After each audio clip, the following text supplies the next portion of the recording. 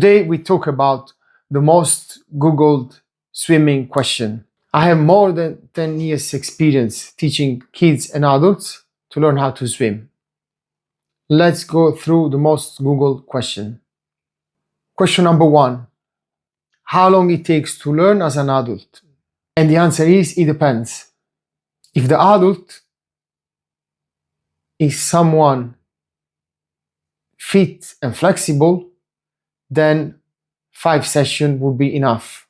If the adult is someone that is not a fitness person, then it might take a little bit longer, because you do have to have balance, coordination, you need to be aware of your body. And if the adult is someone that has got fear of water, then it takes even longer, because the main objective is to overcome the fear. So let's say to go from 0 to good level, it takes about 20 hours to 30 hours in the water, practicing with an instructor and without. Question number 2. Why do my legs sink, or why I cannot float? In this case, the answer is not fitness, but it has to do with the body type. For example, if we are in the water and we'd like to float, we must get our body into a horizontal position, flat, like having facing the water, then the rest of the body is flat. In that case, the legs will come up. And the same thing happens on your back. If you look up with your back of your head in the water, your legs can come up. This is the center of balance, the hips, and the body is acting like a seesaw. When the head comes out, then the legs goes down. Once we fix the body position, then it depends on the body. To answer the question, it depends on the body type. Some people have more fat on their hips and legs, so they can float easier.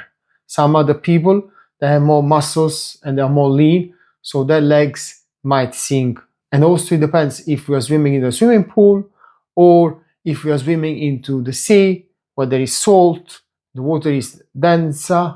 I don't know if you can say denser, but there's more water density, so the body floats easily. So number 3, am I too old to learn? The answer obviously is not. Everyone can learn at any age, as long as there is practice and some kind of mentor or guide. In fact, actually, my oldest student was 70 years old. Let's move on to question number 4. Can I teach myself to swim from YouTube videos? The answer is no. When you watch YouTube videos, you can understand the why behind the body position, the head position, etc. But if you're a beginner, you do need someone that looks after you to give you feedback of what you are actually doing into the water. Someone that looks at you from the outside. Then once you know and you are aware of what you're doing in the water, then you can move on to training by yourself. Question number 5, is swimming a good exercise? Well, the answer is yes, of course it is. Especially if you have a proper training session and you know what you're training for. Are you training to increase your aerobic capacity? Are you training to lose fat? Are you training for fun? Are you training for speed and power? You know, it depends on your goal, but definitely it's a good exercise, like running and walking and cycling. Actually, swimming, like cycling, is a low impact sport. That means there is no hitting the ground when you're running. The water is much softer on your joint. But obviously you have to swim with the proper technique. If your technique is a mess, you might get like shoulder pain or some other stuff. Question number 6, what swimming stroke should I learn first?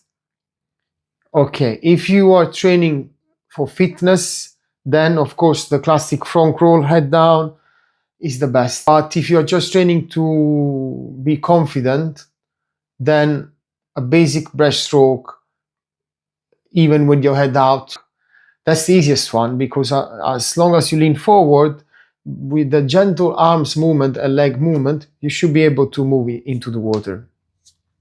It's not the most efficient, but it works. Those were the most Google question. Let me know in the comments what are your questions, and I'm gonna try my best to answer them. Bye.